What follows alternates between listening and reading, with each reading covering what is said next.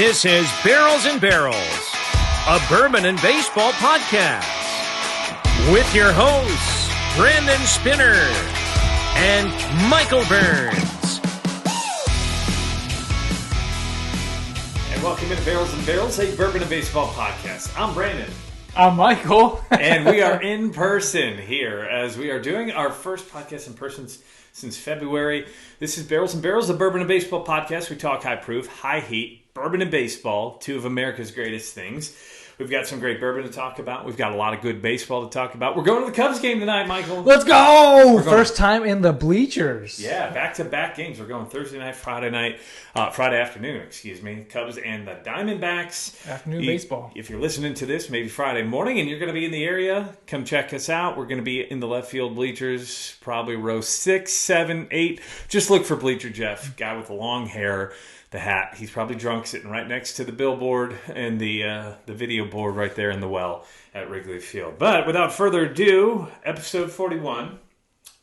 First, I didn't even get to ask you, how are you? Welcome in. Welcome to Chicago. It's cold. It's cold. It is colder here. I have to wear pants in September. Who does that? Well, it was like 95 here on Monday, I think. Well, wasn't there just recently a cold front that just came through with a recent wave of storms? Yeah, that was Isn't yesterday. that right? It was yesterday. And yes. Now we got northwest wind that's going to continue to drive down cooler and drier air. What that means is we're going to feel a little bit more like fall. But as this is Barrels and Barrels, a bourbon and baseball podcast, not whiskey weather. We get that. I could start my own whiskey weather podcast. I don't know. Let's go. No. That's the end, Michael. That's the end. So episode 41. We always start with who is the best number 41. Before we get to that, well, not the best 41, but who is the best number for the episode that we are on. This is episode 41. Before we get there, this episode brought to you by Whiskey Towers. Go check those out.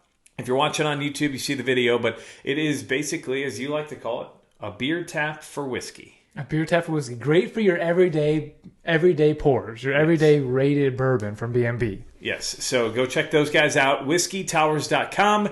Use promo code, all capital, Whiskey Weather, and that'll get you 10% off your order. Again, WhiskeyTowers.com, promo code Whiskey Weather. So without further ado, episode 41, Michael Burns, we are here, and I don't think that this is going to be much of a debate. Who is the best 41 ever in Major League Baseball history? You're acting like I did some research without a laptop in front of me. I can't Google it, and I have my phone, but luckily I thought about this as you printed the agenda here for me. Yes, he's got a paper agenda here, folks. I made sure I started doing the paper agenda, so I have my notes, because my computer has some kind of virus on it that bogs down the memory.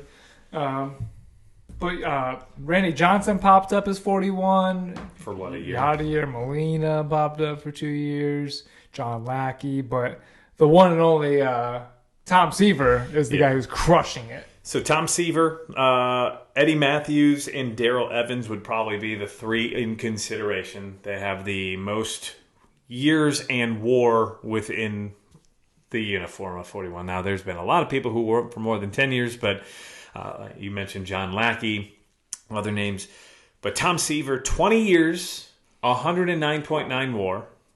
Eddie Matthews, 15 years, 96 WAR. Darrell Evans, 13 years, 58.7 WAR. Clearly, Tom Seaver.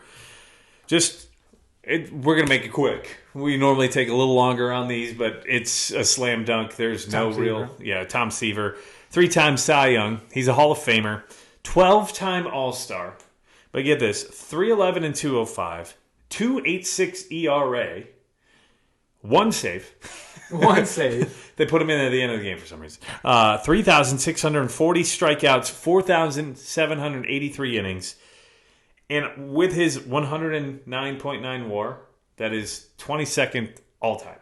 Not just amongst pitchers. We're talking hitters, pitchers, fielders, all-time. Say that one more time. His what?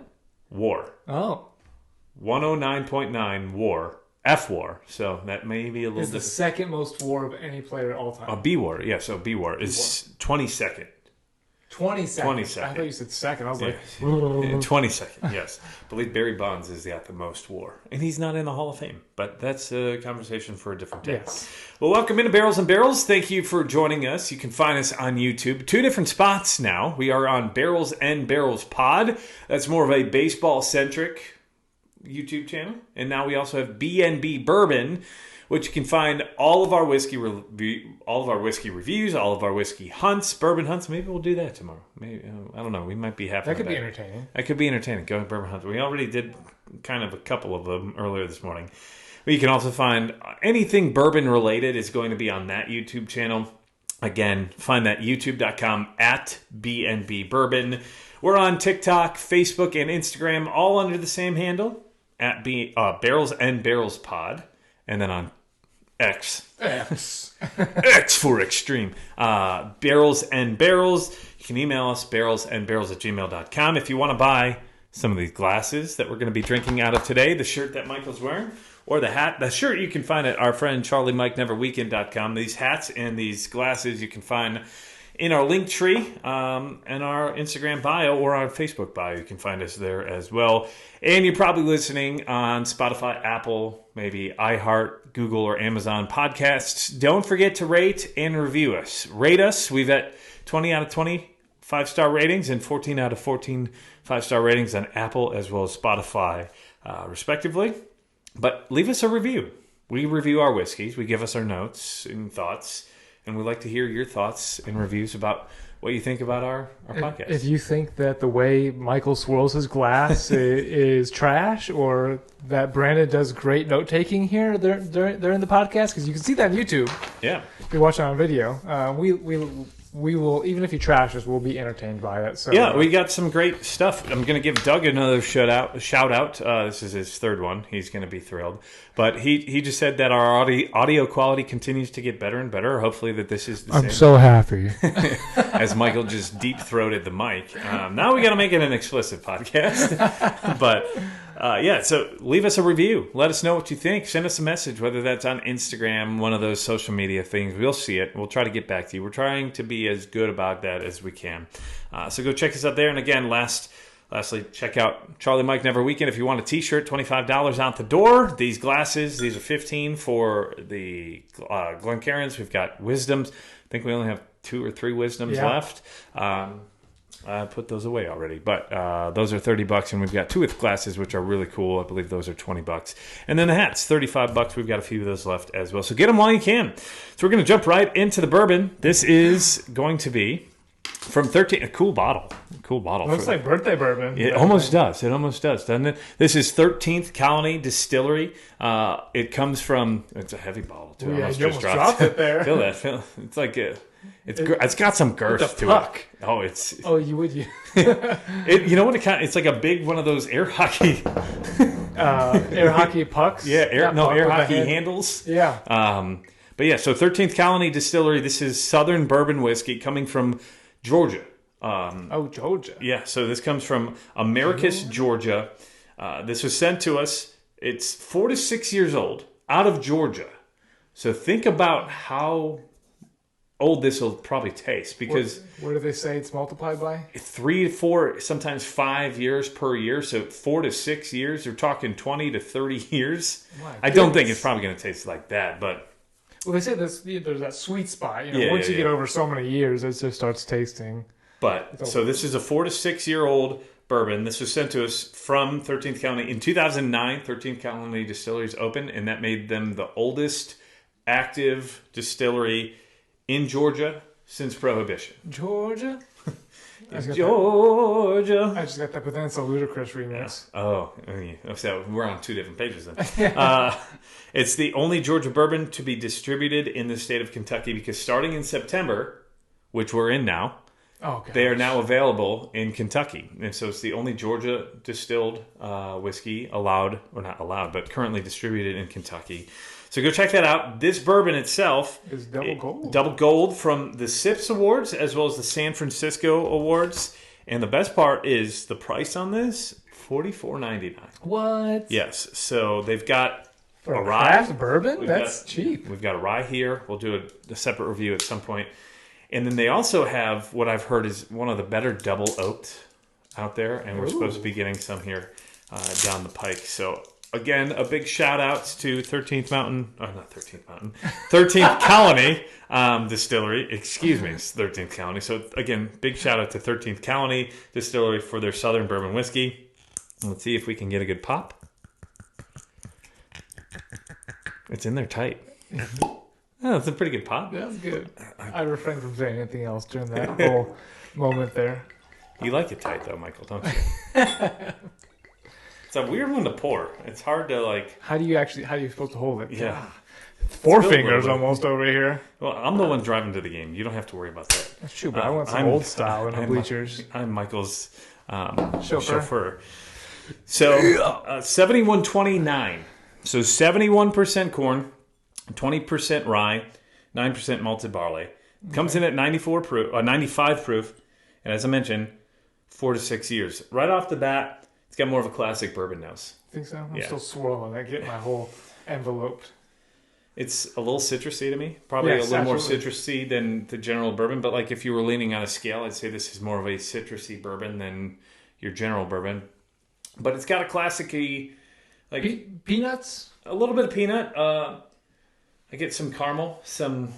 I was just seeing if the family rolled up. A little bit of peanuts. I get some oak for sure. Definitely the first two notes I get is citrus and peanuts. Yeah, a little cinnamon maybe. On the back end there, maybe a bit? Yeah. I just get my nose deep in there. So you see how moist it is? I got a moist nose. You poke it? Yeah, definitely got that deep in there. Right nostril, left nostril? You still do that? Yeah. Not as much? Right nostril's hot. Didn't someone debunk that from you? Yeah, the Basement Rick House. He may know a thing or two about nosing whiskey, so... You're like, all right, I'll stop. Well, yeah. I have used his... So if you ever get, like... So for those of you who are new to this, I learned this from him, and I've been drinking whiskey for 6-7 years. You use bourbon as a perfume? Yeah. No, so, like, if for some reason you get stagnant and you can't figure it out, just pull away, take a sniff of your arm. Oh, your arm, not armpit. No, not your armpit. Your arm is going to reset the palate of your nose, like reset your nasal passage and go back in there. Yeah, instantly citrus to me. Yeah. Like a caramel, like, it's going to sound weird. Have you ever had one of those? I think they're pretty popular in England. It's a chocolate orange. Oh, yeah. And you smash it, and it comes out and it looks like... That's so funny you say that. We used to get those from my cousin. That's what this reminds me of. Christmas gifts? Yeah. And we never liked them, but we got them every stinking year. I loved them. I love them now. Yeah. As a kid, it was like, this is disgusting. We always go, like, we'd open up our gift bag from them. Yeah. We're like, did we really just get these again? It was always that and iTunes cards. We didn't have Apple. Oh, I had a ton of iTunes cards. I probably still have some that haven't been used yet. That's what I get on the nose. That's the thing orange. Chocolate orange on the nose. That sounds great right now. So expect some chaos. I've got a 4-year-old now. She just turned 4 yesterday, coming through. So that's what I get on the nose right away. You just pulled for the first time. First thoughts as you give it a little swig. Definitely a classic bourbon here. It's good. A little syrupy, but I do enjoy it. This compares to maybe a little thicker than a Jepson's. We always jump back to the Jepson's because it's a classic pour. It's got 20% rye. I feel the rye more on this than I think I did on one of our previous podcasts with the Still Austin rye. Or that's not previous. That's going to be coming out here soon. We just did a review on that. We recorded it at some point. I get the oak, like some cherry and some citrus. I agree, 95, but this to me feels more like 90-92.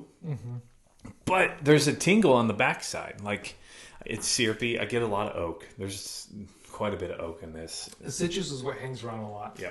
Which I think thins it out. I don't think you want that citrus at the end, because then it gets a little bit oily. The citrus is oily. I don't know that you can have a thick citrus. Acidic in a way? Yes. Yeah.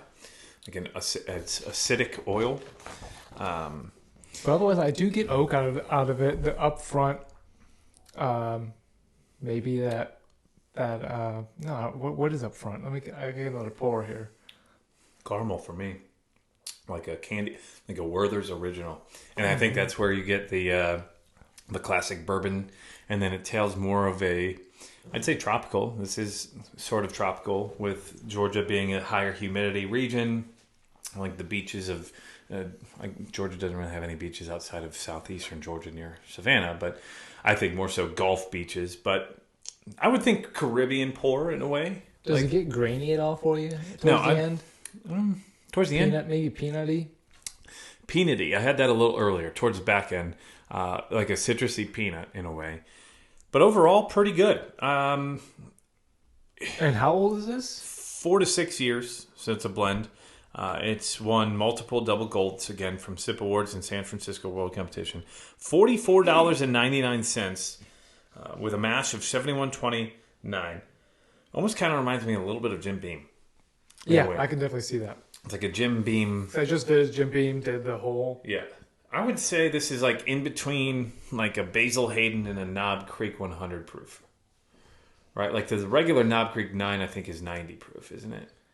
Knob Creek 9? I think it's 94. Is it 94? Mm-hmm. Well, either way, 95 proof is not bad. I would love to taste what this would be at 100 to 110. Yes, I think that the sweetness then would explode a little bit more. I think you're getting a little more water with the proofing it down a little bit. Their double oak comes out at 133. So 133? Yeah, so when we get the double oaked, I'm going to be really interested to see where we get with that. But on our podcast rating scale, Barrels and Barrels of Bourbon and Baseball podcast rating scale, which goes from Hall of Fame, top of the top, that is the best you can get. Second is All-Star. Third is Everyday Player, just like an everyday player in your lineup. Bench Player is fourth, and a bench player is one of those who comes in clutch. You don't drink it all the time. It may be something you go to every once in a while, but it's not going to be a staple every week. But maybe once every other week, once a month, something along those lines. Or then designate for assignment. See ya. Get out of here. I'm going to pour you down the drain. Oh. Yeah. And that's just something you don't want to recommend. Mm-hmm. You don't want to have someone else spend their money necessarily on something. Hey, you recommended this. I don't enjoy it. That's what we get with our DFAs. Is why we DFA something. This guy up front, he's really good up front. I feel like the tail end for me gets grainy / peanutty, or maybe it's that citrus that thins it out a little bit. I love the first sip. The first sip is sweet. It rolls a little bit, gets oaky, and then the finish for me is what's knocking this down a level. Okay. And it's knocking it down from an everyday player to a bench. So we always usually talk about what makes it an everyday player. Yeah. The finish for me. If the finish didn't grain out for me, and I think if it proofed up a little bit, it wouldn't. I think it would keep that sweetness around. So you're looking for higher proof, and you think that probably not trying to snob it out here, right. But the finish is what's knocking it down for me. I think the proof would help. For someone getting into bourbon, this is a great starter. I think that if you're looking for something that's not going to be harsh off the bat, I think if you're looking for something that is going to be welcoming, this is what you want to grab. And for $44.99, it's not bad at all. It's a fantastic No, it's drink. a great price. You get a lot of 4 to 6 year old whiskeys nowadays that have been aged overseas, right? We're talking Jefferson. That's $90, $80. Right. I'm not trying to compare these to that, but even a 6-year-old whiskey, Heaven Hill Bottle and Bond, is around 50 to 55, and that's Bottle and Bond 100 proof. I think you're getting a good price here if you can find this. Now, again, this is just available in Kentucky. I think you can get these on seal box as well for $44.99. Only in Kentucky, not even in Georgia? No, it's available, okay. But they just opened, they just started distributing to Kentucky. Gotcha. So this is brand new to Kentucky, but they're in Tennessee, Georgia, Florida, South Carolina, and one other state, I believe. But I think Sealbox will ship to most locations. But as we go on, I'm going to also go with Bench. And again, Bench is not a knock by any means. Its place. It has its place. It's got a place on your team. If you made it into the majors as a bench player, you're a pretty damn good baseball player. You're still happy. And this isn't one that I'm going to go to all the time, but when I want to mix things up, when I have a friend over who may be looking into getting into bourbon or maybe wants to try something different, this is different. It's not different enough that it's going to drive you away, but it's not amazing, right? I'm not going to say it's the best whiskey I've ever tried, but I'd love to see what a higher proof of this tastes like, because I think that would be the cat's meow. Again, taking another sip and letting it chew a little bit. The beginning, I'm like, dang, this is really good. And then just tails out a little bit for me. It's not terrible or anything. No, I could sip on this. This is an all-day sipper kind of thing, right? Like, it's a lower proof, so you're not going to be knocked on your ass, like, after 2 or 3. It's going to take a little bit, but it's good. And again, thank you to 13th Colony for sending this over to Barrels and Barrels of Bourbon and Baseball podcast. Cheers to them. Cheers to you, Michael. We haven't done that in person yet. Happy to have you in person. Happy to have you in Chicago. And I'm happy. We're going to go to our first Cubs game together since we started the podcast. Oh, together overall, but still. Right. Yeah, I'm excited. So, head on over. Go check them out. They're on Sealbox. I would say that this is a good... For your money, too, you could spend $45 on other things that are not as good as this. And even if you put this on your shelf backwards, someone might think you have birthday bourbon sitting on your shelf. Put it up high, put it backwards, and it's like, this dude's got birthday bourbon. Because it looks like, I think it's a little fatter. It is. It's not as round. I wouldn't know. I've never seen birthday bourbon in I've person. only seen the pictures of it. Yep, we lost on that. It is allocation season. Got a new bottle. Allocation season-wise, the Ream is 7. We did the 6 last year. I think we both enjoyed that one. Mm-hmm. For bomb things about the 5, haven't had that. But we're going to have that down the road. But yeah, allocation season here in full force. We're in Bourbon Heritage Month now. It is September. It's a different year for you. It's a different year for me, yes. I'm not going to drink bourbon every day in the month of September. Your liver thanks you. My liver thanks me. But I still might try the old abbreviated Sober October thing after this month still. We need to come up with something, health-wise to engage with the listeners a little bit, maybe. Yeah. Someone on the plane was reading the 75 hard. Oh, 75 hard. Yeah, I'm not doing that. 75 days without alcohol. I'd be like scratching. I'm not an alcoholic. Just put it out there. Step 1 is. Well, then if I am, you are too. Real quick, you're wearing our T-shirt. I'm wearing a Cub shirt earlier. Yesterday, I sent you a Snapchat. What did you say to me as a response? Which Snapchat? We have a 500-something day Snap streak. I sent my outfit, and you thought I was going to send you something else. Oh, you were looking down at your shorts, and the way you pulled your shorts up, I thought you were showing me your underwear was Cubs as well. So there's a story of that. I had a pair of Cubs boxers. But they got ruined on my bachelor party. And you probably are thinking something different. You shot yourself. That's what you would think, right? Right. I hear ruined. I've been to a strip club twice in my life. 2 of the most unenjoyable experiences of my life. Both the one in New Orleans with college people, and then my bachelor party back in 2016. And I guess if you tell the strippers that it's a guy's bachelor party or birthday, they want to make a scene, right? Pull me on stage and rip my underwear over my head. From while you're wearing it? While you're wearing it. Wedgie? Like a wedgie to the point where it rips. And my best boxers. They were my Cubs boxers. Oh, that's painful. Yeah, and then what happens is they climb 25 feet to the ceiling on the pole. And my nether regions was next to the pole. And they fell 25 feet down the pole. No boxers. There was no more cushion. Yeah, it was an unenjoyable experience. So again, that sounds terrible. It was awful. It was extremely awful. Hey, you're about to get married? Let's rip your underwear up your butt crack. Yep, so I no longer have Cubs boxers, and they were really cool Cubs boxers. So that was the only thing yesterday that I was wearing that was not Cubs. But we are going to a Cubs game. We'll talk a little bit more about the Cubs here in a second. Again, this was our bourbon review of 13th Colony Distillery, a bourbon out of Georgia. So, again, that's where you get the 13th Colony name. $44.99, $71.29, and then 95 proof. We both rated it. I went with the bench, and you went with the bench as well. I almost forgot what I had. Did I everyday play this? What did I do for that? But check this out on YouTube. That is at BNB Burns. No, BNB Bourbon is where you can find us on YouTube. I was confused there for a second. I was like, you talking about me? You are at BNB_Burns on Instagram. I am whiskey_weather. But you can find our YouTube page strictly for bourbon. That is at BNB Bourbon. So go check us out there. Again, this was brought to you by Whiskey Towers, whiskeytowers.com. Use promo code WhiskeyWeather. And then we're jumping right into baseball. Not going to go with a trivia question tonight. just to make it a little faster. But I do want to also point out, today you're going to get to use the Memento app for the first time, Michael, which is going to be cool. For those of you who haven't downloaded it yet, go check out the Memento app. That is Memento Live Sports Scrapbook.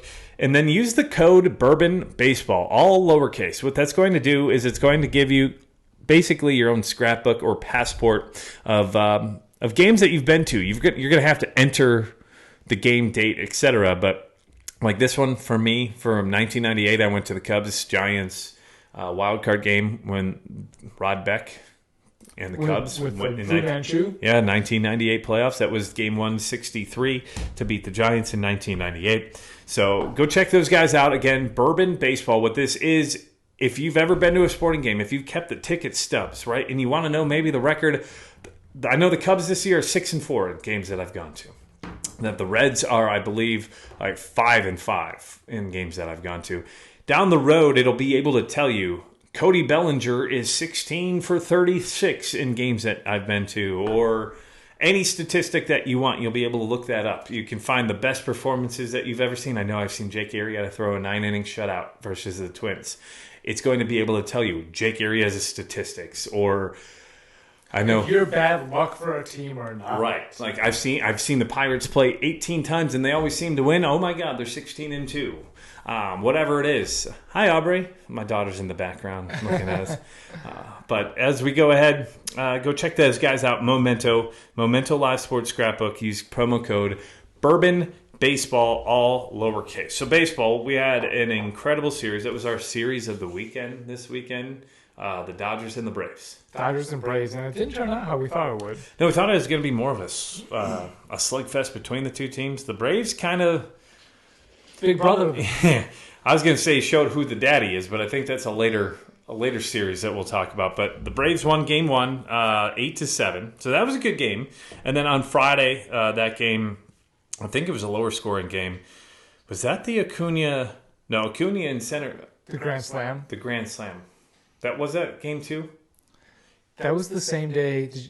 No, that was Saturday. That was Saturday. Because he got married that morning? He got married on Thursday morning and then hit the home run for a grand... No, so it was Thursday, hit the Grand Slam. And that was the day he got married and also made it to 30-60. So he's the first ever player to have 30 home runs, 60 stolen bases in a season. Has never been done before. And could you see Aubrey? I didn't see her myself. There she is. She just made an appearance on YouTube. But the Braves also won on Friday 6-3. Really, it was 6-0 the entire game. And we'll get to the losing pitcher in that. But Max Fried shoved that entire game. Teams should look at the idea of delaying pitchers. Because Max Fried's been in the IL for how many months? Roger Clemens did it a few years. Yeah. What, 2 years, I want to say? So where you start the season a little late, so you're not dead by the end of the season? Right. Roger Clemens came, I think, at least 1 year, maybe 2, where he came and started pitching in June. I mean, Max Fried's been on the IL for a few months.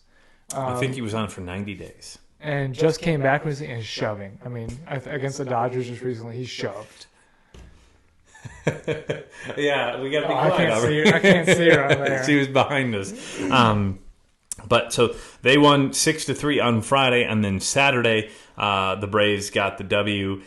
Was Saturday the day that Acuna hit the ball 121.2 miles per hour? I think so. Yeah. Where it was a 3-0 count. Usually that's the type of thing that, hey, you're just going to take a pitch unless it's your meatball, and I think it was his meatball. But it was on the outside corner, painted on the black. It wasn't like it was right over the plate. No. Go rewatch the pitch. It was literally on the black on the outside edge, and he took it 121.2 miles per hour. It was 454 feet. The launch angle was 19 degrees. So it was a straight line drive. It was pummeled. But that series, it kind of showed you who the best team in baseball was. Right? Yeah. There was the Dodgers, the way they had played since the start of July and the All-Star break, they had the best record at the time. But after that series, the Braves are like, yeah. The Braves just don't give pitchers breaks. If you're a pitcher on the mound pitching against the Braves, you don't have a break where you're like, hey, you know what? I don't have to throw max effort for this guy. Yeah. The Braves, 1 through 7 at least, maybe even the whole lineup. Olin Arcia. Well, even Nicky Lopez, right? He's been playing second base at times, spelling Ozzy. He comes in and he goes 4 for 5. He plays great defense. So it's like anybody who seemingly comes in isn't even a break when somebody gets a rest. Travis d'Arnaud, who's the backup catcher to Sean Murphy, has like 10 plus home runs this year. Yeah. So the Braves that was a great weekend for them because the Dodgers were starting to creep up on them for first seed overall in NL. Mm-hmm. And by winning 3-1 there, the Braves can now start to rest guys through September and not play for it all. And that could help the Cubs because the Cubs play the Braves in the final week of the season. So depending on what the Braves are trying to do, the thing is, I don't know if teams are going to be as apt to rest players as they used to be because now first and second seed get the bye with the playoffs. Now, it really matters besides just home field. Right. So they don't necessarily need to worry about, I need to make sure that Max is on this day because that means he'd start game 1. Because really you can reset your rotation at the end of the season no matter what. Right. And if so, you don't just don't play the last weekend with your normal starters. But the bye hasn't proven to be anything. Right. Last year it wasn't. Right. Last year it wasn't. Last year was the first year with the kind of new rules, right? Neither bye team made it past their first round. There's 2 bye teams in each league. So it right now looks like it's going to be the Braves and the Dodgers, and then it's going to be the Astros and the Baltimore Orioles at this point. But that's likely to change. We've got 3 weeks of baseball left to play. Only 3 weeks of baseball. Kind of sad. Sad. The other series, so that was the weekend series. That was the series to look at. The series to open up this week, which I thought was going to be a much better series than it ended up being. And it's Astros Rangers, and the Rangers are just doing what they've been doing all August, and that's been sucking. Yeah, so the Astros and the Rangers coming to play in Texas. There was some heat the last time they played. Remember, the benches cleared with Marcus Semien, and I think it was Framber who hit Semien the last time in Houston. The Astros kind of said, "Who's your daddy?" This week. They didn't just beat Texas; they destroyed them, 39-10. They outscored them, 39 runs in 3 games to 10, and Texas had a 3-0 lead in Game 1 and lost. Texas, their MO in the beginning of the year was their offense. Mm-hmm. And then they traded for Jordan Montgomery and Max Scherzer, so that was supposed to bolster that rotation, and neither one of them are playing out right now. The Rangers are looking lost. They're so lost that the report came out this morning that they're talking about bringing up Evan Carter. I think it's Evan Carter. Oh, that's because Adelise got hurt or Odolis, I think is what I hear that their announcers. He went to jump for a ball and hurt his knee. Yeah. So that's a big hit. That'll be a huge hit, especially because he's one of the 10 best players in the league this year, I think. RBI-wise, he's towards the top. He had a slump there for a couple of weeks, but he had a huge home run to walk it off against, I think, the Twins this past weekend. But you had Scherzer get beat up yesterday. They lost 12-3. So the Astros win 13-6, 14-1, 12-3 in 3 games. That is not just beating you. That is bludgeoning you. Yeah, that might have been the nail. Could be the nail in the coffin for the Rangers, as that's just a clubhouse killer. Not only did they lose in the standings. Was that a straight sweep? Straight sweep, 3-game sweep. You get beat 13-6, 14-1, 12-3 in Game 2. Your ace from earlier in the season, Nathan Eovaldi, comes back and gets shelled in the first 3 innings. The Astros were up 9-0 by the top of the third. Jose Altuve hits a home run in every inning to start the first 3 innings. So he had a home run in the first, the second, and the third. All of Eovaldi? I don't think they were off all. Okay, I think Eovaldi was out by that point. But he had 3 home runs before the Texas Rangers 7, 8, or 9 hitters had an at-bat.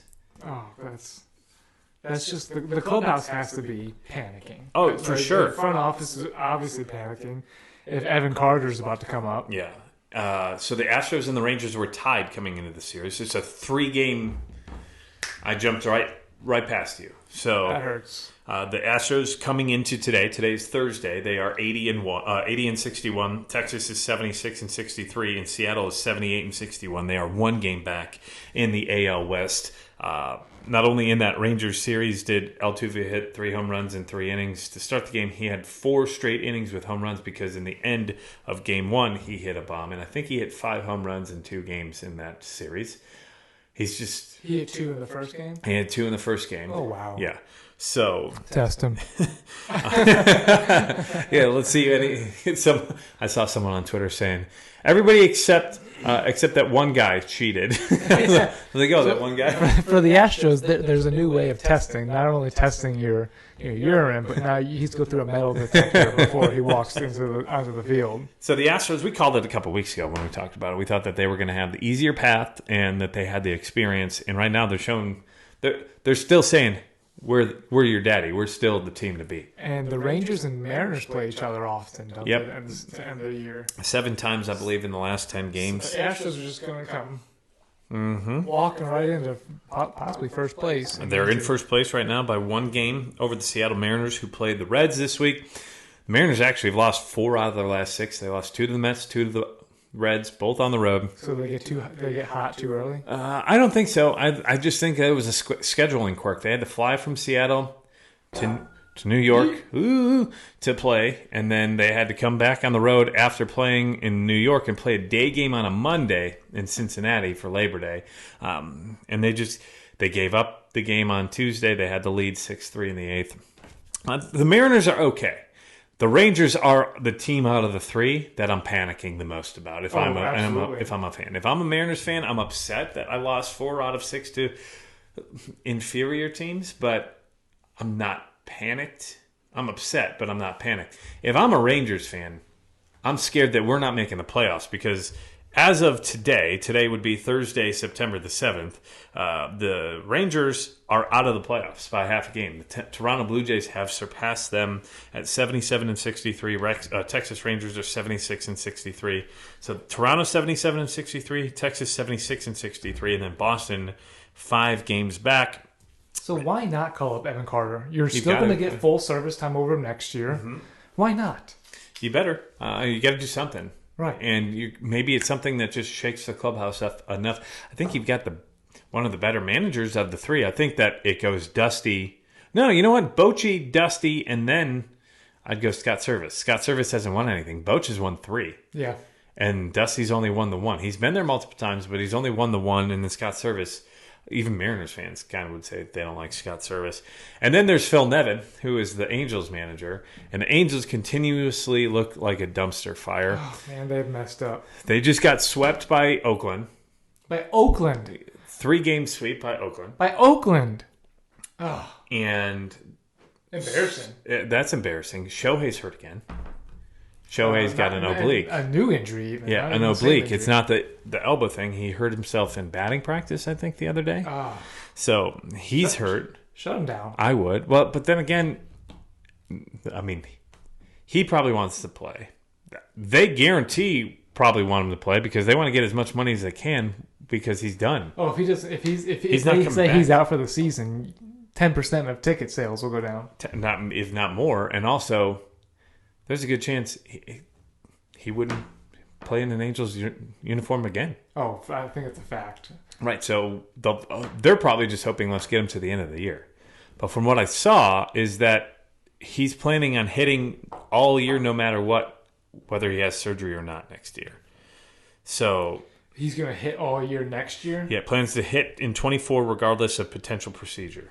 Now you look at what Bryce Harper just did. Bryce Harper did it after the World Series in November. It was like the week of Thanksgiving, and he came back in mid-May, and there was a definite power drought from Harper that maybe he could have waited a little bit. But Trevor Story had his in March, didn't he? And he just came back. He just came back in maybe early August. Yeah, so March to early August, that's 5 months. So if Shohei does it at the end of the season in October, he should be back by the end of March. He should be back for opening day. Opening day, if not the second or third week, I would assume. Which, if anything, just let him rest if you want to get that full strength. Right. Because Well, we say that about Bryce Harper, but Bryce Harper also is Mr. August. Right. The dude in his career past, all of his career, is Mr. August. His average is always up. His slugging's always up. It's like the post trade deadline motivates him to keep pushing for that playoff spot. But the Angels, they came out. We're gonna trade Shohei. Everyone, give us your best offers. They could have had the King's ransom. They probably could have had Jason Dominguez from the Yankees. The Yankees, and he's been on a tear since he came. I was just about to look up Jason Dominguez. He's got 3 home runs. 3? Mm-hmm. That's what the Angels next year could have had an outfield of Mike Trout, Mickey Moniak, and Jason Dominguez. Mm-hmm. And their first baseman, Nolan Schumel, they're this year's draft pick. The Angels. Oh, yeah, yes. Who they just called up. He's been doing actually fantastic. They just called up Kyron Paris from AA. Today, they've called up another player to make his MLB debut, Davis Daniel. That name sounds familiar. 7th round pick back in 2019. Okay. He's been injured for most of the time. So going back to Dominguez, 3 home runs. He's 7 for 21. So he's batting .333. He's got an OPS of 1.143. Obviously, it's only been, 5 games here. But he's got 17 total bases, 3 bombs, a 1 double, and 3 singles. He's got 5 driven in, 3 strikeouts. He has not walked yet. So it's 333, 810. But that could be a guy that you had on your team. You could have got a King's ransom. You didn't have to give away 2 players that were in your top 5 at the time when you traded them to the White Sox for Giolito. You wouldn't have made that buy. You wouldn't have bought C.J. Cron. You wouldn't have bought Randall Grichuk. Now, it's easy for us to say you should have traded him. Hindsight's always 20/20. They were 6 games above 500 at the deadline. They had looked better. They had played better. And the Cubs lineup just came out. So that's I just got the buzz as well. But Candelario. No Candelario? No, Candelario. I'm sorry, Canario. Canario. Yeah, Canario's not going to be starting. And we'll get to the Cubs here in a second. Sorry. That's good. But when the thing you pushed the hardest about the Angels were 6 back? They were 6 games above 500, and I think they were like 5 or 6 back. Right, so they were right there on the brinks of competing. The Mariners were the same, and now look at them. They were just in first place. And the Mariners didn't even really buy. So I don't blame the Angels for not selling Ohtani. I don't blame them, but I think they should have looked at their future more than singling on Ohtani. That's what they did. They looked at, this is all we've got. We want to make the most money. I don't think they necessarily said we've got to win the World Series. It was we've got to make the milk Ohtani for everything that he can make us in sales. So at the end of July, so starting August 1st, which was the trade deadline day, LA was 56-51. And Seattle was 55-51. So LA had a half-game lead over Seattle. They were only 4.5 games back in the division. And when it comes to the wild card, it looks like they would have been behind Toronto as well as behind Detroit. Yeah, behind Toronto as well as Houston. So they were closer to Houston. No, they were closer to Toronto, but they were only 3 games back of Toronto for the final wild card on the day of the wall. If you were a Cubs fan and the Cubs didn't buy and they sold 3 games back of the wild card with 2 months to go, you would be upset. So that's where it's hindsight's always 20/20. But what you look at now is you're like, you made the wrong moves, guys. Right. You had a 50-50 shot and you lost. So the Angels, honestly, if I'm looking at it right now, potentially the worst team in that division after next year. Oh, because Oakland's got talent. It's not like they're bereft of talent. They just sold the talent that they got. They continuously bring guys up. They've had people who and sell them, but maybe now they're done doing that. I don't know. That owner's trash, and I think he just sent out. I don't know if they're going to be playing in the Oakland Coliseum next year because I think the lease is up after this year, and they may be playing in somebody else. But the vote, I believe, is like the first week of October. But they already sent out season ticket holder that you need to get in, I think like 2 or 3 days beforehand. I saw a tweet from the Oakland 68. So go check those guys out on Twitter. They're pretty good follow. Huge Oakland A's fan base. But yeah, they're trying to get them to sell the team. They've got a billboard outside of the stadium that says sell in all yellow and green. And man, the Angels, they are a dumpster fire. I think they're a worse dumpster fire right now than Oakland, because by this point, Oakland's played better baseball in the last couple of weeks. The Angels, that clubhouse just has to be terrible. I mean, Well, Oakland's playing all year, been playing trash all year. Yeah. But that's expected. So now that they're winning, it's kind of like the Cubs' second half last year, where the Cubs were out of it, but they were kind of figuring out what they have for next year. And that's what Oakland's doing, where the Angels are selling off everything. So Not even selling it, just see ya. So here's another question. Is Anthony Rendon the biggest douchebag in the league? I mean, when he signed with the Angels, big contract. Huge contract. Everybody kind of knew, hey, he's injury prone a little bit. Is this the Pujols contract? Yes. Right? And But Pujols was a good guy, at least. yes, Rendon has, I think, just had it. I think he's had it up to here. He's done. And you see, he was the guy that grabbed the guy by the jersey, too. I think that was in Oakland, wasn't it? Earlier this year? I don't know where it was. It was early in the year. Early in the year, like in April. And he's like, you want to fight, mother? I remember Shohei Ohtani making fun of him in the dugout. You see Shohei mimicking, like, this is what Rendon. And now, the other day, if you guys haven't seen it, someone asked him about his injury, I believe, or how the progress was going, and he said, no habla inglés today. So I'm not talking today. Yeah. It was just a total douchebag move. And honestly, I'm glad he's not on my team.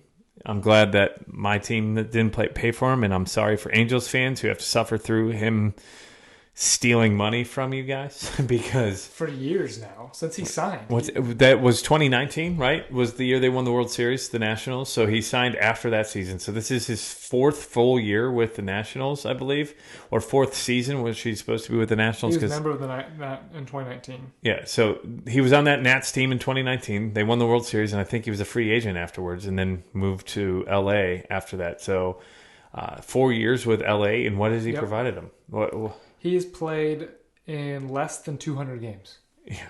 In 4 years. Well, that's another thing I saw, that Justin Verlander in 2 seasons with Detroit, I think in 13 and 14, pitched more games than Tyler Glasnow has pitched in his entire 8-year career. Man, Glasnow has so much talent. Just, but it's in his name. He's made of ice. Yep, made of glass. Made of glass. So that is the Angels, that debacle. So that's mostly the AL. The American Central is basically the Twins now. I think they've got a 6-game lead as I pull up the standings here on my phone in just a second. Even though the Guardians claimed Giolito, Lopez, and Matt Moore. But yeah, the Twins 73 and 67, and then the Guardians are 6 games back at 67 and 73. That's going to take a massive comeback. The Twins have a plus 69 run differential in that division. The only one, that division is trash outside of Minnesota. Yes. And then the All AL year East has been. Minnesota finally stepped it up. Yeah. And then the AL East, of course, Baltimore continues to lead that division. Tampa is 3.5 back at 85 and 55. Baltimore's 88 and 51. That's going to be one of those two is going to win the division, most likely Baltimore. But either way, there's 2 teams from that division going in, most likely 3 at this point. Because at this point, the way Texas is trending, you got to keep them out of the playoffs. And that's hard to believe because they were the best team in baseball through the first 50 games, weren't they? Right. 32 and 18. Mm-hmm. Franchise history. But now you look at the NL wild card, it was crazy. So Sunday, when we went to record our top 10 power rankings, brought to you by 10th Mountain Whiskey and Spirit Company, there was a 4-way tie for the final spot. Right now it's not as close, but it's still neck and neck. The Phillies, 5 games up on the final wild card spot. The Cubs 3.5 games up. So Phillies 77 and 62, Cubs 76 and 64, and then the Miami Marlins currently hold the final wild card spot at 72 and 67. But the Diamondbacks and the Reds are a half game back out of that wild card spot, and then the Giants just got swept by the Cubs. And that's the line right there, right there. That's the line. Because the Padres are next at 66 and 75, 7 games back. So the line right there, the Giants. And even the Giants right now, after getting swept by the Cubs this week, they are in trouble because the Cubs have won 5 out of the 6 this year versus San Fran, so they hold that tiebreaker. So they're basically up an extra game on them. So they're up an extra game. But that's another thing that I want to get to about the Cubs and the Reds series here in a second is the tiebreakers are going to get a little hairy and a little squirrely because it's not like it used to be in the past. You used to play a game 163. Remember, 2019, the Cubs and the Brewers played game 163 for the division, and then the loser ended up playing in the wild card, and the Rockies and the Cubs ended up losing that. And that was 2018. That was not even 2019. Yes. They didn't make make the playoffs. But so back in the day, you used to have a tiebreaker game. Now it's all tiebreakers itself. It's head to head, and if you are tied, then it goes to your record within your own division and your winning percentage. So winning in the division is a lot more important, and that's where things are going to get a little more hairy and a little more squirrely. The Cubs have 7 games with the Diamondbacks coming up in the next 10 days. The Reds are playing the Cardinals, but they also have to. The Cardinals just got to Spencer Strider last night. Yeah, the Cardinals have won 2 out of 3 against the Braves. So there are some spoilers here too. You got the Mets, the Yankees, the Cardinals, even the Padres could be playing spoiler here. Other teams, look at the A's. The A's just swept the Angels, kind of putting the Angels out of any shot. The Angels kind of threw in their white towel with that. That's before we go any further. So the Angels made all these cuts last week, right? They did all these waiver moves to try to get underneath the luxury tax. And I think they're like $300,000 to $400,000 over the luxury tax still. So all of that, and they're still going to get penalized. And what the bigger implication is, every year you're over the luxury tax, that penalty increases. Yep. So it's like 20% tax the first year. I think it's 30% tax the next year. And I think a loss of a draft pick or a loss of overseas money, international spending pool. And then 40% and then more. So every year it accumulates and it exponentially grows. And the more you're over, the more the penalty grows. I believe if you're 50 million over, and that's why the Mets sold their pitchers, is to get a lower tax threshold by saving the 50 million on. Because they've been over. But by saving the 50 million on Scherzer and Verlander, they ultimately saved 100 million because they were paying 50 million in tax on the 50 million for those players. So they were basically paying 100 for the 50. So they saved that money, which in the long run can help down the road because you're not. Now they're resetting for 24. Right. They've said that. They've said we're not competing until 25. So there's talk that they're going to shop Pete Alonso this winter. We can talk that as we get closer to the offseason. But back to the NL wild card, I just wanted to throw that. So the Angels are so bad that they can't even sell right and get underneath the tax threshold. They're still screwed. So back to the NL wild card. This is going to be more of a Cubs-centric talk because I was at the Cubs games this past weekend in Cincinnati. We're going to the Cubs games today and tomorrow. But the Cubs played this weekend versus the Reds. They won last week versus the Brewers, 2 out of 3. They won and split with the Reds. I'm a little disappointed because they had a shot to basically were winning in the 9th in every single game. They had a chance to step on the throats of the Reds and be like, you're done. And they didn't do it. Yes. Doubleheader, they won Friday's day game, then lost Friday's night game. They had one out in the 9th inning and lost. Nick Martini hit a home run to tie, and then the Reds came back and scored.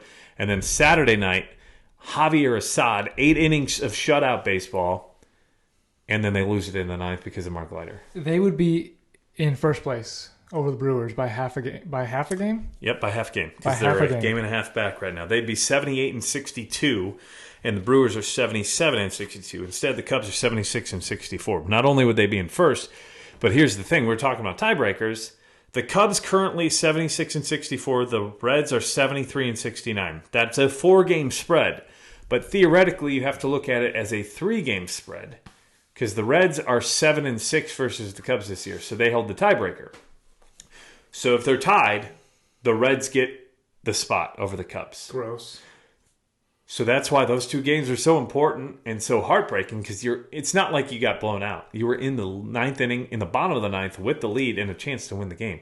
You win one of the 2, and you're a half game back out of first, but also the Reds are done. They're toast, or at least you've got a better chance at the playoffs than them. You would have had a 7-game lead. A whole extra game, yep. Yeah. They would have 2 extra games, 4 extra games. They were 3 games back after the series. Had they won those 2, it would be 7 games back of the Cubs. Wow. And now they're what instead? Half. You're talking about the Brewers. Yeah. 4 games. They're 4 games back. So they're still up by 4. But again, you've got to treat it as 3 because a tie goes in favor to the Reds. Right. So every game the Reds are back, you just minus that by 1. But the Cubs rolling, they have the best records in all of baseball. We're not just talking about in the NL. In all of baseball since July 18th, 33-14. 20 games are basically above 500. 19 games above 500. The Orioles are second at 31-15. But they're getting contributions up and down their lineup. Nick Madrigal was the hero on Sunday. You've got Seiya Suzuki finally playing the way that they paid him to play. Right. Cody Bellinger, who, if he was healthy the whole year, would be an MVP. You got Dansby Swanson, who's playing Gold Glove defense. You got Nico Horner playing Gold Glove defense. And excellent base running by Nico Horner. Probably one of the best base runners in the league. Getting reads on balls, hitting the gaps. Guy's underrated. And we're going to be putting out a short on that soon of the most underrated players in baseball at each position. So look for that on our YouTube channel at Barrels and Barrels Pod. But what do you think of the Cubs pitching? It's what looked like when Marcus Stroman went down. It was looking like, oh crap, he was our guy we could lean on really hard. I don't think Justin Steele was quite having the second half. It was good, but it wasn't. It wasn't shut down. And Marcus Stroman really was our shutdown guy the first half. We wouldn't be where we are without Stroman's first half. Right. The second half didn't look that quite. I think he had been playing through it. His hip injury is what he went out for the first time. He 30 earned runs in 30 innings. But then poor Ben Brown. Ben Brown was the name that was talked about the most of who would be coming up. He gets injured, but then Jordan Wicks comes up and is the first Cubs pitcher since 1901 to win his first 3 games of his major league career. So he's 3-0, but when I was talking at the Cubs game this past weekend, he's not just 3-0 in the bigs. He's 10-0 on the season because he was 7-0 in the minors. Oh, really? He's the kind of pitcher who he's not going to dominate, but he's going to always give your team a chance to win. Right. And that's what he's a 5th starter, right? Like I heard someone say he doesn't have the overpower. None of his stuff is overpowering. It's not plus. Right. But he has it where he knows what he's capable of and where to deliver. He pitches, he doesn't throw. Yes. And changeup is just disgusting. It's sick. Did you hear what they said to Kyle Hendricks? What Boog said to Kyle Hendricks last week? No. I bet you wish you had a changeup like that. Yes. And he's got one of the best changeups in the game. But right now, the Cubs pitching staff, you're finally seeing the development of young pitchers. That was the knock of Theo's era, right? In 2020. I mean, he drafted Steele. He did, but that was in 2014. So it took... We're at 9 years. But Keegan Thompson, who was drafted by him, he's been okay. But you're looking at Javier Assad, 8 innings shutout on Saturday. Jordan Wicks, 6 2/3 the other day versus the Giants, but he threw shutouts in his opening game versus the Pirates. Oh, no, he didn't throw a shutout. He gave up a home run on the second pitch game. But that's it. Fantastic. You've got, I think Ben Brown will be up with the team. I am confused on what the hell they did with Shane Green. Yeah. I think he was just a mercenary, but why did you waste that roster spot? Luke Little's up now, lefty out of the bullpen. Did you see his pitch? I did not see him pitch, but we needed that lefty. That's the lefty that could change the game for the Cubs. He's going to give Mark Leiter a break. Yeah. But Justin Steele, I think, is the Cy Young.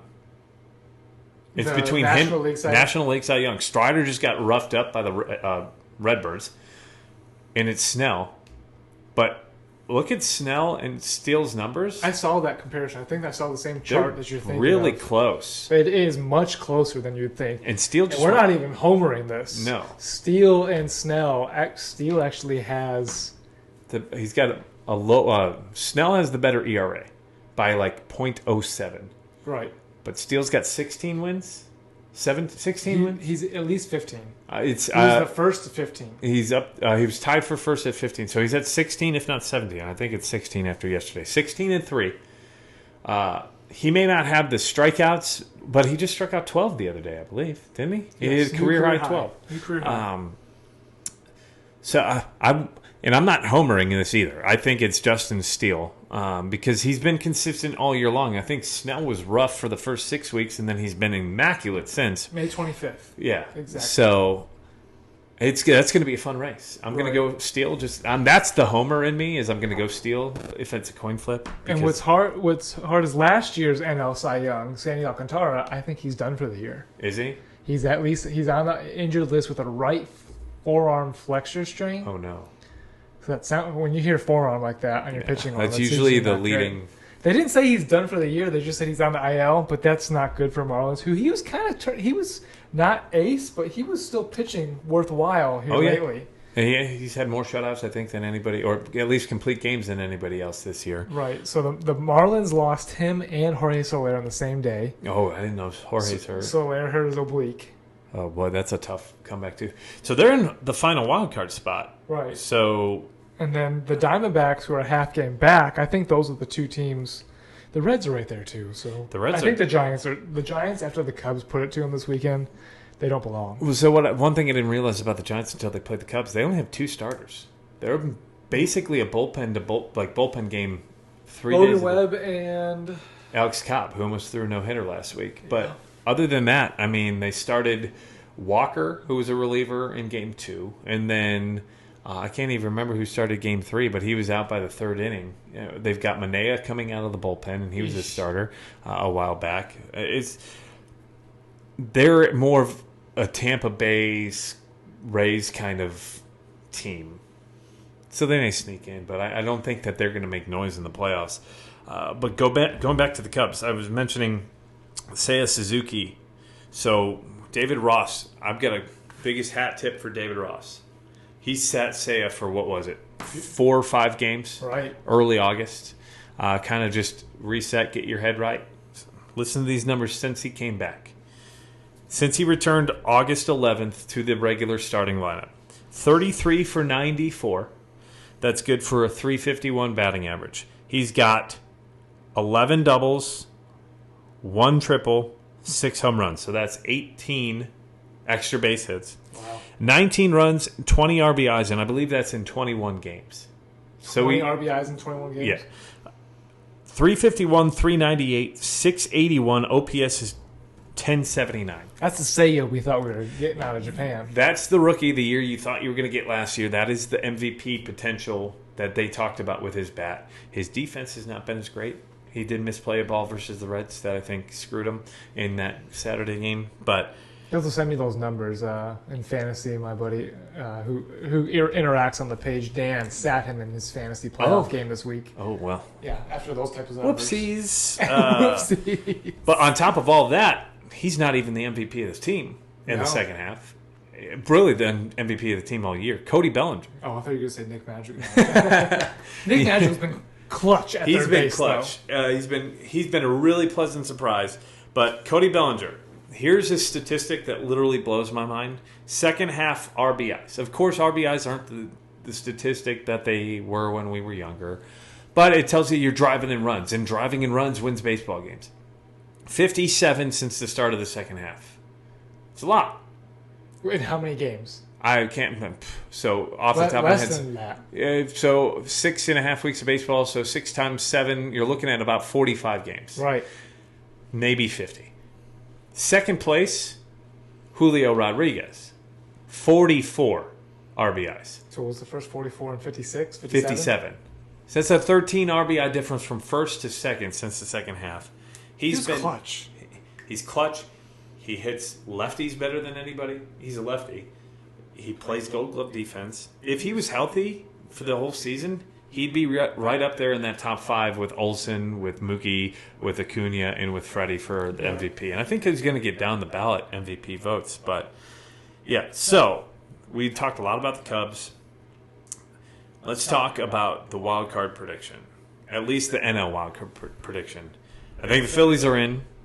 The Cubs, I think, are in 92. Brewers. Cubs/Brewers. Whoever wins the NL Central, the second team is going to finish in the playoffs, I Now, believe. it could be that the Cubs and Brewers both will make the playoffs because of the reasons that they play each other so much. It could be. One team could big boy them and push the other out. Yeah, they play each other the final series of the year. That's it. And then the week before, too. They do? Mm-hmm. I thought... They really? play them twice, I'm pretty sure. I thought the Cubs played they only play them one more time because I think they are... You're correct. Yeah, they play the final weekend of the year. They play the Braves. The Cubs play the Braves and then the Brewers to end the season. But I think they play the Diamondbacks, the Pirates, And the Rockies twice. Yep. So there's 20 games left? 22 games left? 22 games left for the Cubs. I'm going Phillies, Cubs, and I'm going to say the Diamondbacks. As wild cards, you As think the the Cubs don't win the division Well, as it currently stands? as it currently stands, if I had to guess, of the teams in the wild card contention right now, we're going to say Braves or Cubs. One of those two teams is going to win the division. The other one wins the wild card. I think the Brewers have an easier schedule overall. They play New York Yankees this weekend, then Miami, then Washington, then St. Louis, Miami again, then St. Louis again, and finish with the Cubs. St. Louis, you know what? That's a tougher schedule than it seems. The Yankees are playing much better as of late. They swept the Astros, and the Astros just swept Texas. And then they got to play the Marlins 7 times, right? Yes. And the Marlins are playing good baseball. They've won 6 in a row. St. Louis is playing better baseball. They just took 2 out of 3 versus the Braves. Who? And then who do they play in the final? Washington. Washington. Washington is next week. Okay, so the Brewers, Cubs. I think the Cubs actually. And I'm not trying to be a homer here. Just the way the Cubs have this mantra about them that no matter what the score of the game is, they can come back. They can win. They looked like the type of like the Braves this past series against the Giants. Yeah. You're going to score 6 on us? We don't care. We're We're gonna going to come back and we're going to beat you anyways. Yeah, they were down to Giants on Tuesday, 6-3, 3-0. Came back and won 11-8. I think the Cubs take the division. The Brewers still get in the second wild card. They won't pass the Phillies. What's the Phillies schedule look like? The Phillies have one of the toughest schedules remaining. Atlanta, St. Louis, Atlanta, New York, Pittsburgh. And they play Miami this weekend. The huge series this weekend in Miami. Or at home versus Miami, and then they play Miami later on. I would say that the second place team in the NL Central is going to be the best wild card spot. Yeah. I think whoever it is, it's the Brewers or the Cubs, they're going to have the number 1 wild card spot. Phillies finish in second. And I'm going to go Diamondbacks for third. I think that overall they've got the best lineup out of any of the remaining teams. The Giants are okay, but Diamondbacks have that shutdown starter in Zach Gallen. That the Reds and Merrill Kelly's pitched fantastic this year. Yes. Tommy Henry's not who's pitching against us today. Is it Henry, or did I just see that it's Ryan Nelson? I'm sorry. It's Nelson. You're right. I'm mixing up the two guys. Neither one of them scare me. Yeah, so it's only Zach Gallen, 14-7 with 3.48 ERA, and then Merrill Kelly, who's 11-6, 3.22, and then Brandon Pfaadt, but he's 1-8, and he's got like a 6 ERA. Biggest disappointment for the Diamondbacks this year. Biggest disappointment. But their lineup, I think that they're the scariest lineup. 1-9. The Reds have some holes and some injuries. Hey, the Cubs are now over 100 in the differential. Yeah, 101. They're one of the best teams regarding all Milwaukee's only 24. Philadelphia's only 69. Nice. Nice. So I'm going Cubs, Phillies, and Diamondbacks. You're going Brewers, Phillies. Yes, but I'm going NL Central runner-up, Phillies, and then Diamondbacks. Who is your wild card? I want to say Diamondbacks for their offense, but I was thinking Jesus Luzardo, Braxton Garrett. I still don't. They lose Jorge Soler and Alcantara. I want to say Diamondbacks as well. I'm going to say Brewers. I'm confident in it. Brewers, Phillies. Okay. Diamondbacks. And I think that the Diamondbacks have the best manager of the 4 teams Luvello. remaining. Yeah, Torrey. He's won Manager of the Year. David Bell. He's a decent manager, but seeing him in person, I think I question some of his decisions. Skip Schumaker's in his first year, and then Gabe Kapler. He's a joke. He came for the Phillies, didn't he? He came for the Phillies. He got fired from the Phillies before Joe Girardi, and Joe Girardi's been fired since him. So that is our predictions for the wild card. Real quick, New York teams, the Yankees and the Mets, they're going to be spoilers. I already mentioned that a little bit earlier. Giancarlo Stanton hit his 400th home run. What was that face for? That was Derek Lee. It was Derek Lee. Yeah. Happy birthday.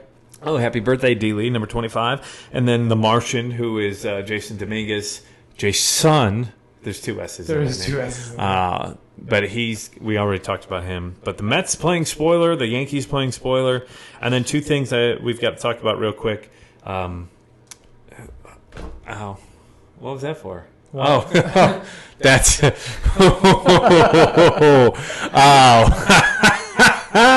So for those of you who weren't just watching on YouTube, Michael just punched me because we're actually in person.